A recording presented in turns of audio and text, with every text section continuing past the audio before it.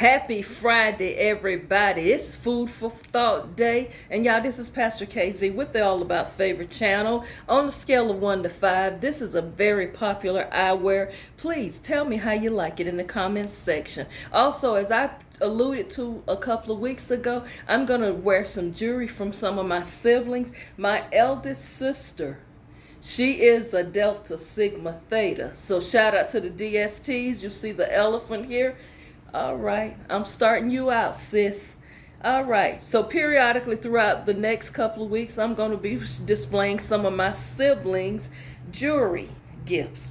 So thanks, sis. And these earrings is a gift also from one of my sisters here. We call her Miss Black America. She knows who she is. She is recently just had her 60th birthday, and she is the mother of twins. You know who you are, sis. I'm kind of waiting because one of my brothers, he's getting little lax. He has promised me some gear from the first HBCU, which he is a graduate of. You know who I'm talking to, bruh. I seen you. You shouted me out in the Facebook post, but bruh, you better get me my gear. I'm going to call you out. I'm going to call you out. Y'all, hit the thumbs up, like the video, share it with other people, share it with a lot of people. I need some subscribers coming up. And also, if you haven't subscribed, go ahead and hit the subscribe button. It's free, y'all. To my current subscribers, thank you so much. And as I alluded to, on next week, I won't be in a certain color theme. I have some gear from subscribers, and I have promised to wear some of the gear next week. So next week will be gear week, okay? But again, y'all like this piece of jewelry? Isn't this nice? Elephant tusk up. All right, y'all, let's get right into the show today on this Food for Thought Friday. And I try to keep it light, but remember, we're in shades of yellow all week. How'd y'all feel about Pastor KZ in yellow? And as I said on Monday, I have the yellow headband. Y'all, it clashes. It does nothing for the yellow. So I just went with this. Hopefully it was okay for you all this week. Now, I know this week triggered you, but allow me to first say thank all of you for your participation with sending me these emails and your comments. Thank you so much. And I know it seemed to be spiraling downhill from some of the letters and emails that I shared, but this probably started a good line of, some dialogue within your homes, within your personal lives. And it triggered you to actually look at things and reevaluate yourself and the situation you're in. Now, let me say this. This may be one of the first times someone has triggered you and made you be honest. Journaling, it takes honesty, because you know what? You're writing down actual events and synopsis of your day-to-day life, your day-to-day feelings and thoughts or events that take place. And when you go back and read some of your entries in your journal, you begin to say, you know what? This has got to change. I don't like how this is going. I don't like what I'm becoming here. And I know I need to do something. So if I've provided a safe space for you to be able to vent your feelings and begin to look at yourself in situations, that is what I'm here for. I'm here to encourage you and empower you and lift you up and reassure you that you don't have to be stuck in places you don't want to be. There is always hope. And I'm here to always remind you, y'all, I don't know about you, but I do believe in the power of prayer. I do believe in meditating. I do believe in fasting. And I do believe in wholeness and wellness. But what I don't believe in, I don't believe a person should be miserable. I don't believe people should be in relationships that they don't want to be in. I don't believe you should be on jobs that you don't want to be there. I believe that there are ways to problem solve and fix things. I believe that things can improve, but I'm a proponent of you got to make the effort. Nothing is just going to come for you. You know, some people say, I hate my job. I hate this employment relationship I have. I wish I wouldn't have never took this job, but I got good benefits. But the same way you got that job, I know the Most High God will make a way for you to get another one. You can't just keep sitting down complaining all the time. You got to get up and do something. You know, I listen to these emails and read them and respond back and forth to people. And one thing I know for sure, even in these relationship buyer's remorse, you complaining about your partner and stuff, I'm going to be very blunt and honest with you and transparent about Pastor KZ. And as I said, I'm not telling you something I just read from a book. I have been married before.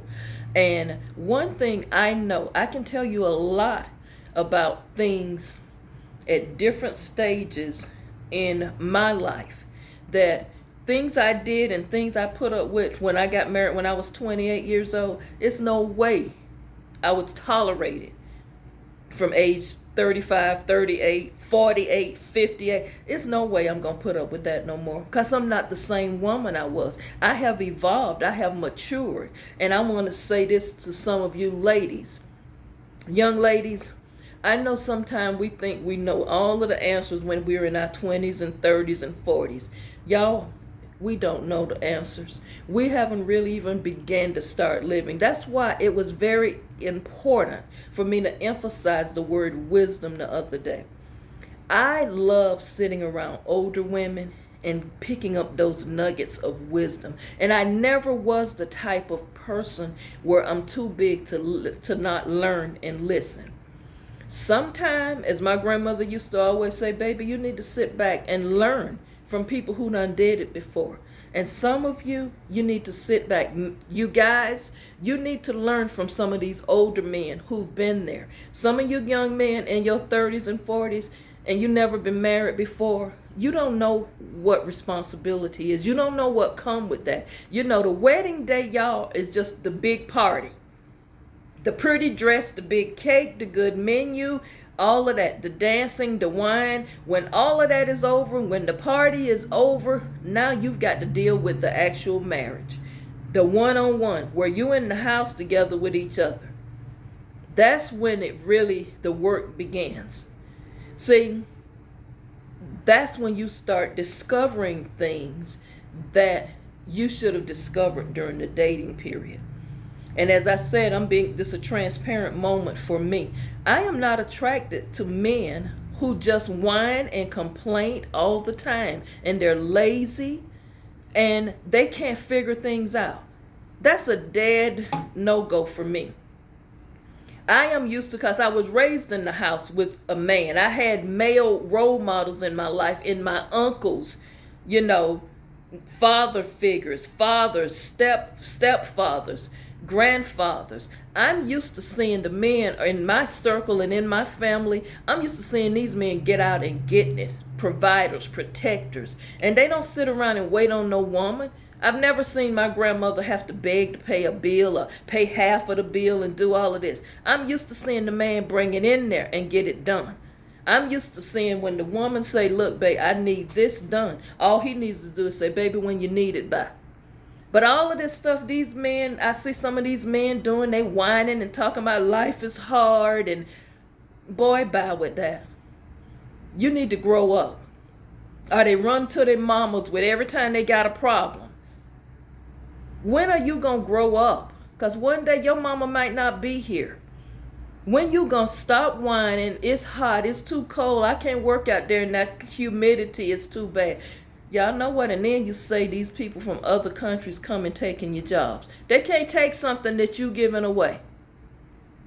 You ladies, y'all got to do better. You got to do better. But I will offer my opinions today, as I have all week, and I'm making a full disclaimer. These are just my opinions. And I just want to offer you a safe space. And no, Pastor KZ does not have all the answers to it. I'm just, like I say, sharing my opinion and a little transparency about me and what I know about me, and just opening up, letting you get to know a few things about me. And when I say marriage can be beautiful if you have the right partner.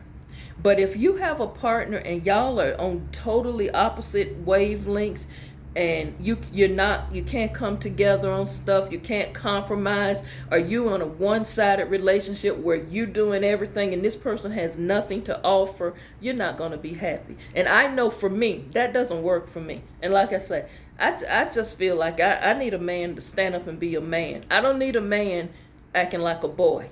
Because, some of you women, you were right when you said you married your son. Because he's not acting like a man. And then men, you're mad saying she treats you like a boy. That's because you acting like a boy. You doing boy-ish things. You're whining and complaining on a woman and putting everything on a woman. That woman don't need to hear you whining and complaining. She don't need to see a man breaking down, melting down when they reach a problem. A man need to stand up. I ain't gonna get no help with this today, am I? Okay, again, just my opinion. But let me say this. I want to bring this out today. I've alluded to this on yesterday, but I hear so much about what a person brings to the table. Have y'all heard that expression? I'm so sick of hearing that. That has been going on ad nauseum, what you bring to the table. I know when I was in the dating game, when a man approached me, the first thing he said to me, what you bring to the table? And I look at him. The rest of that night, I'm ready to go on to end this date. We can call it. Because that's the only thing. Do you even remember what my name is? That's a no-go. But let's address the elephant. I'm wearing an elephant. Let's address the elephant in the room today about what a person brings to the table. Some of you have unrealistic expectations. You expect somebody to bring something to the table that you don't even have. You expect for somebody to measure up to here and you down here. I'm talking about both sexes, men and women.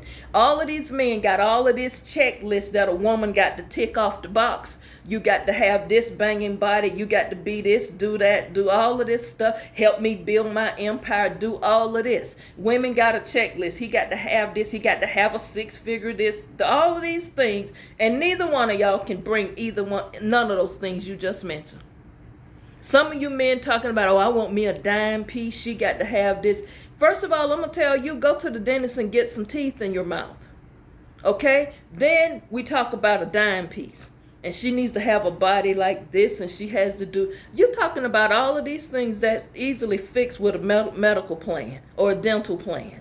We're talking about things in the mind that need to be fixed. And I want to talk about this. Some people are only looking at the financial and materialistic aspect of what someone brings to the table and talking about what's your 5-year plan.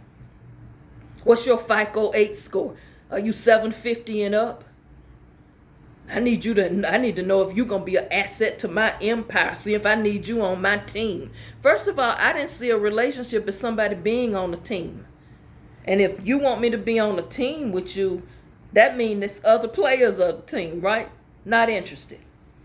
Like I said, y'all, you don't have to settle for stuff you don't want to. And even if you do go and, as they say, quote unquote, buy it or get involved or entangled in it, you know what? You can easily see your way out.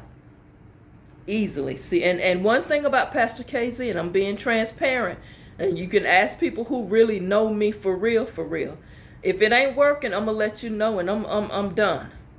I'm done because I'm too old to be playing childish games. Y'all understand? It's some other aunties that watch. Y'all better talk to niece, talk to your nephews, and tell them, don't end up being a 40-year-old bitter woman.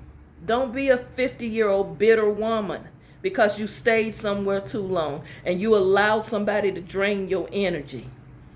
See, when only thing you looking for is financial and materialistic goods, that shows me how shallow you are. Yeah, money matters. You don't want nobody broke. Didn't Kanye West say that? You don't have to be a gold digger, but you certainly don't definitely need to be broke. You definitely need to have a way to support yourself. And can I deviate and say this very quickly? And I want to say this to you ladies. And then I'm going to speak to you brothers. Young ladies, I'm going to tell you something. I'm going to be very frank with you. If a man cannot support himself and he don't have no means to pay bills, no income coming in, no kind of check coming in at all. I don't care whether it's a disability check, SSI check, retirement check, or a check from his place of employment. If he don't have no source of income, you don't need him. Because all he's going to do is lay up on you. It's one thing if he gets without a job or between jobs a few weeks.